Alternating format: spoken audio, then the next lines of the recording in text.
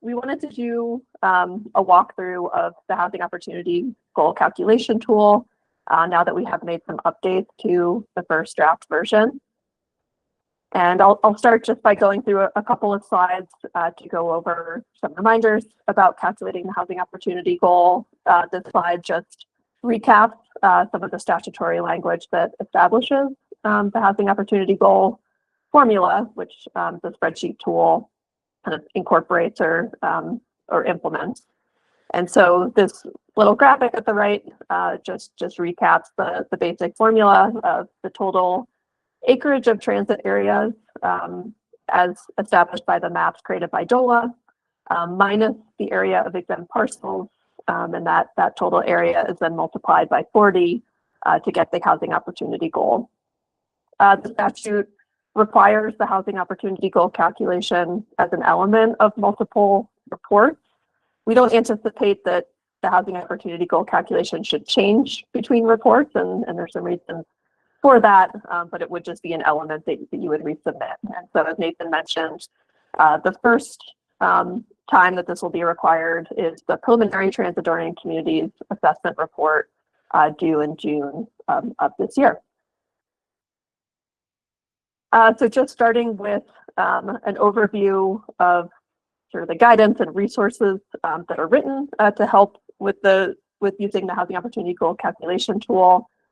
In the guidance that has been published, section 3.1 is important to look at. That's sort of higher level interpretive guidance around how to calculate the housing opportunity goal and document that information. And then Appendix A is really the sort of more detailed step-by-step user guide of how to do both the work in GIS to identify exempt parcels and then input that information into the housing opportunity goal calculation tool.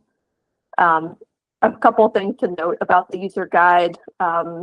Requirements in the law for, say, specific sources for exemptions or other requirements are marked with a red asterisk. And there's an example of that on the right where the statute requires using the FEMA data for identifying floodplains. So that's marked with a red asterisk. And then the user guide also includes just recommendations for places to look for potential sources for parcel data and exemptions to use, except where there's a red asterisk. Those are not required, but are just ideas. We recognize you all in many cases may have more or better local data that you'll want to use. So just a brief overview of what's in section 3.1. It essentially just sort of recaps that DOLA has created this housing opportunity goal calculation tool. That is the preferred method for submitting this information, just for consistency to enable DOLA to review the information and issue approvals faster. But it is not the only pathway. If a jurisdiction chooses not to, section 3.1 just goes over some of the sort of required documentation or information that would need to be included, which is essentially comparable to what's in the spreadsheet, but recognizing some jurisdictions may have limitations or reasons they may want to do it a slightly different way. But just as always, aiming for kind of consistency across the board. A few key reminders before we jump into the tool. Some exemptions do apply to the whole parcel, whereas others just apply to part of the parcel. And so it is important to pay attention to that. We've organized the tool in that way and recommend starting with the whole exemption, since those are a little bit simpler.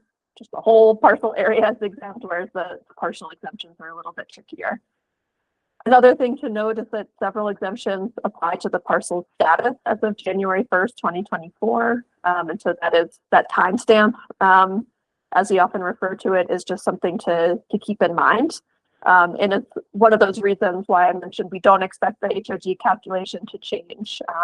The way the statute is written, the transit area maps won't change over time, and the exemption shouldn't really change over time either.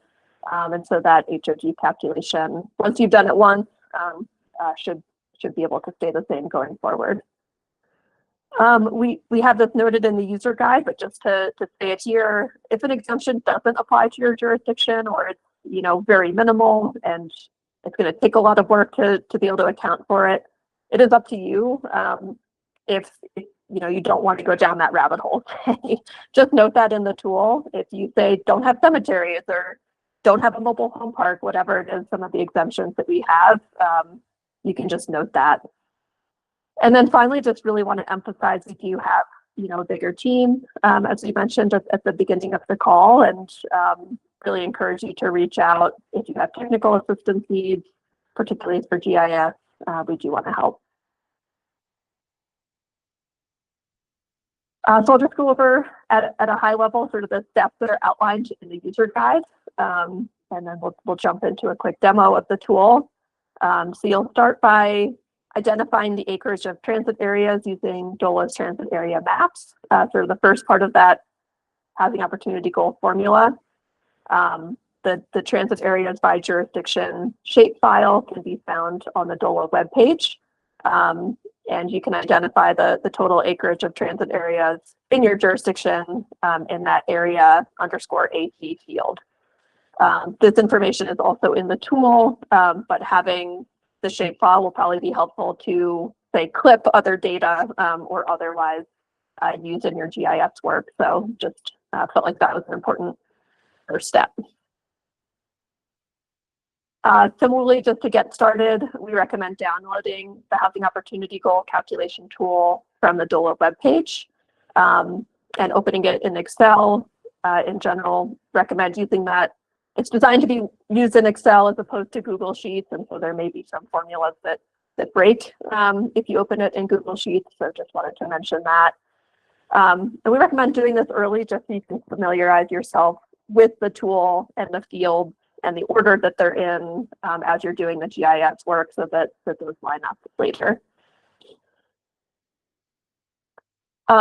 Next, you'll want to import parcel data into GIS to analyze your transit area parcels. There's different options available to you. Option A, you can utilize the DOLA provided parcel data, which has already been put to transit area boundaries, has a few exemptions already marked, and has overlaps eliminated. As many of you probably know, a lot of times condo parcels overlap with each other, and that's just to make sure that you're not overcounting, too much acreage that would be counted towards the HOG or too much that would be counted towards exemptions. So just make sure that, area isn't double counted in general.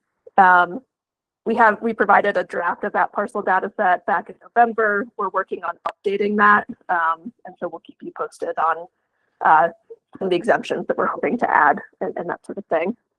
The second option is to download your county assessor data or the state parcel data set from OIT. They collect data from all the counties. Clip that to your transit areas and make sure any areas that are overlapping are eliminated. And we have more information in the user guide about how to do that. Next in GIS, you'll identify exempt parcels. Lots of different ways to do this. It depends on the data set that you have. Functions in GIS like clip or intersect or select by location may be helpful, if you have point data for mobile homes, or in this case on the right here, there's floodplains. You can use some of these different functions to figure out where exemptions intersect with your parcels. Some exemptions might also simply be able to be tagged based on other parcel information that you have, like ownership information for, say, state or local government owned parcels. And so as you're going through, in the correct field, you may need to create fields in GIS to match with the exemptions that are in the tool. You'll update the value to yes to mark the parcel as exempt. And so once you go to export the data, you'll be able to paste that in and have the tool work as intended. For partial exemptions, there'll be another step of noting the area that is partially exempt. So these ones are a little bit trickier, and we're happy to help troubleshoot we have included one of the sort of common partial exemptions in the DOLA provided data set, which are the floodplains here, with some of that area already calculated. I did just want to flag the watershed exemption, which is, again, is one of the exemptions that is in the DOLA provided data set. This one has been confusing in a lot of cases, and we understand why. And so just wanted to kind of share a graphic or an example of this information. So as you can see, the watershed parcels that are exempt are those that are outside the watershed area. So if you think about it, it sort of makes sense. It's like the parcels that you can't reach within a half-mile walking distance from the rail station where the watershed exemption applies. And so all these ones in sort of dark purple are marked exempt because they're outside the watershed area, which is this sort of yellow hashed area. One of the things that we updated in this not final but updated version, to Nathan's point, are special exemptions. These are more rare. They're likely applicable in more limited circumstances, but we wanted to build that into the tool. So the first one is more like some of the others. This is for unincorporated parcels that are served by a municipal water or sewer district. That is a partial exemption, applies just to counties. And so that works like some of the other exemptions. You'll mark yes if that parcel is exempt. In terms of the remaining special exemptions, these ones are a little different. They are phrased in the statute as limitations on zoning capacity. And so it exempts the part of the zoning capacity where residential use is limited to less than 40 dwelling units per acre. And so if you think about this, if no residential uses are allowed on these parcels, then 0% of zoning capacity is allowed, and that's what you would input into the tool. If you could build on half of these parcels, or if you could build 20 dwelling units an acre, half of that 40 dwelling units per acre zoning capacity, you would put in 50%.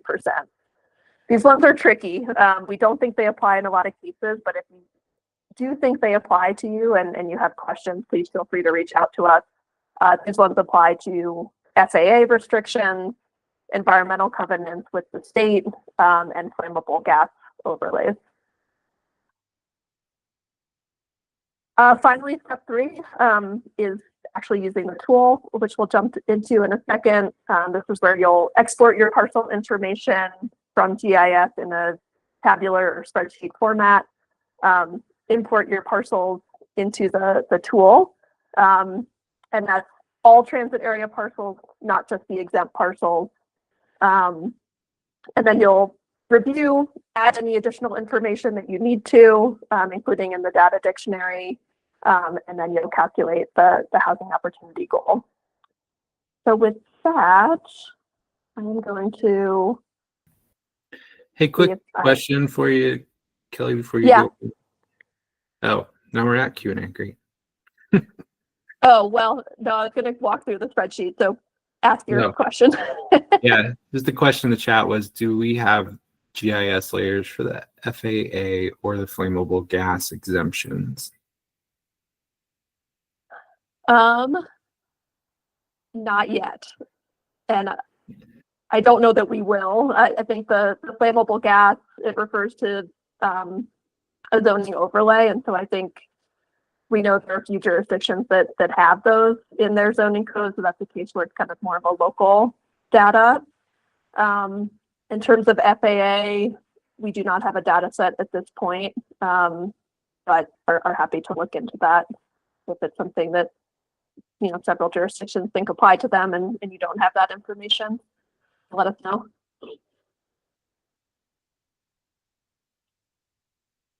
So just was gonna walk through the tool briefly.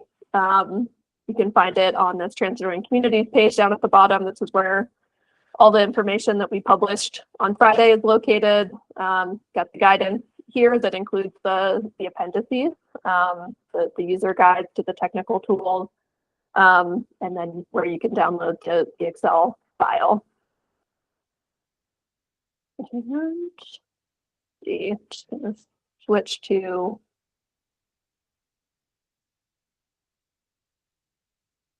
Excel. I can. I have to stop presenting. Sorry about that.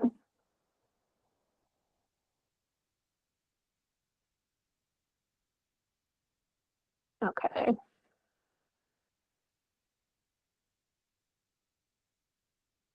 All right, so I was just going to walk through the different tabs to start. So we have this first tab, really just an overview of the tool. The important thing to note here is the legend for the calculator. So any required fields, when applicable, are in light orange. And we say when applicable because, as I mentioned, if some exemptions don't apply to your jurisdiction, you can skip over those and just note that. Fields in pink are optional. There's spaces to provide additional notes or documentation as needed. And then in blue are calculated fields. These are sort of the underlying formulas for the spreadsheet to tally up all the exempt and eligible acreage and calculate housing opportunity goal. The second tab is the data dictionary. As I was mentioning, this kind of goes into more detail about all the fields that are in tab 3, which I'll get to in a moment. This is where tab 3 is where you'll input all your parcel information. And so this tab, includes all the field names, our kind of recommended field names for GIS and what we'll use in the DOLA provided data set, a description and statutory text, if applicable, of that field. So this can be a handy reference. We've included the statutory information for the exemptions, just so you can refer back to it easily.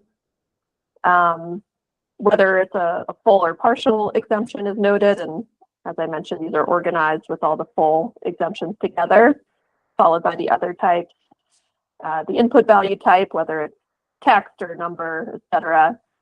And then over here on the right are the fields that, when you're filling this out, has some information for you all to fill in, to note any data sources you've utilized, links to those data sources, if available. There will also be options to, upload those or send files another way. But if it is something that's published, you can just put the link in there. And then again, optional, but notes and, sources, methods you've used, etc. Going on to tab 3, as I mentioned, this is sort of the bulk of the data that you'll input. This is all where all the parcel information goes. We have it divided up into sections. So the first section over on the left here is sort of all the basic parcel information, the ID, what county it's in, the area of the parcel that's in the transit area. So that is one thing just to keep in mind, is that, if parcels extend partially outside the transit area, you don't have to count that area outside the buffer. You can, clip your parcels to the transit areas and recalculate, so you're not counting all that area. These fields are all optional, but may be useful for identifying and documenting exemptions. A lot of county assessor data has existing land use information, ownership information, which may be helpful to identify certain exemptions. Going over to the right, we next have all of the full parcel exemptions, which are kind of most of them. And so as you can see, there's all these different fields for each exemption. And one thing to note is you don't have to note every exemption that applies to every parcel. We kind of have this set up to make sure that we're not sort of double counting exemptions, and making sure that there's a space to document how the exemptions apply across your jurisdiction. And so you could go through in GIS and marked each of these exemptions as you go. But if you wanted to take a different approach and say, mark all of your parcels that are in an industrial district and essentially filter those out. If they're exempt for one reason, you don't have to, also note that they have a floodplain or something like that. You can sort of set those aside if you want to go about it that way. So then we have the partial exemptions here, just 4 of them, and then the special exemptions, which I noted, which are a little bit funky, but we do have some reminders of what information to input there. And then finally, over on the right here are the calculated fields, and these basically tally up the information or apply the logic to the previous field to eventually come up with, these are sort of the important columns at the end here, the final exact acres, and that sort of takes the maximum of the previous columns. If a whole exemption applies, then that'll supersede if just a partial exemption applies, for example. And then this final column takes the remainder. So if the whole parcel is exempt, this final column will be 0.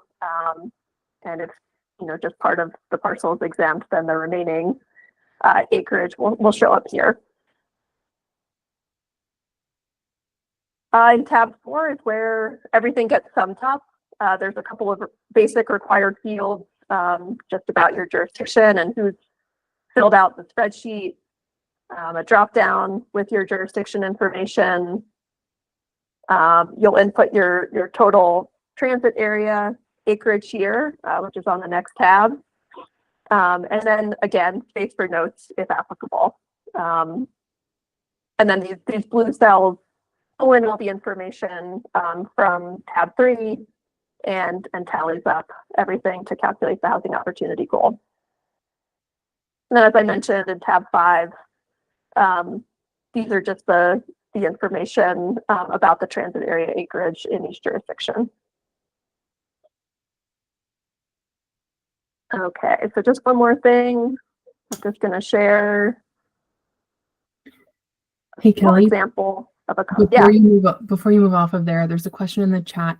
Did we lose the column for non-enclave parcels on tab 3? Oh, didn't lose it. Let's follow up with that. I know we have a meeting set up to talk through that. With Boulder County, since those are kind of an additional exempt parcel, we don't have that built into this sort of baseline version, but can do so. Great, thanks. Do you see the other question regarding agricultural exemption, if it's that it's zoned agricultural or assessed as an agricultural use?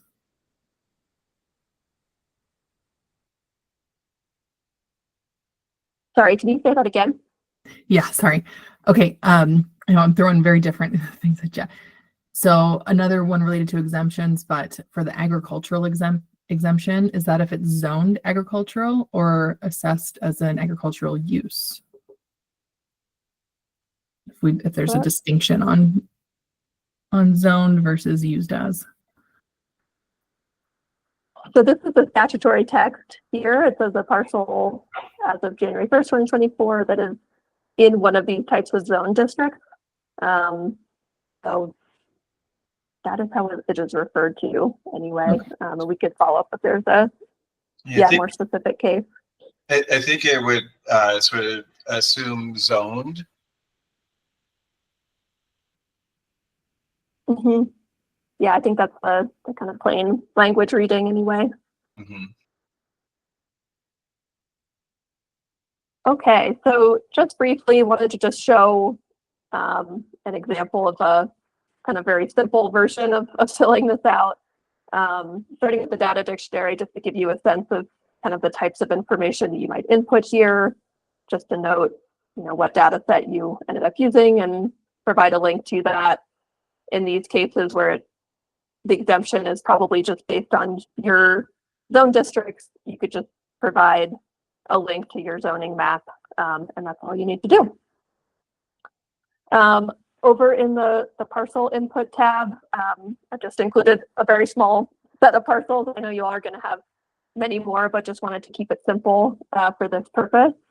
And so, as you can see, some of this kind of basic parcel information is filled out, the IDs, the area in the transit area, and if any partially exempt area has been calculated, that's filled in here as well.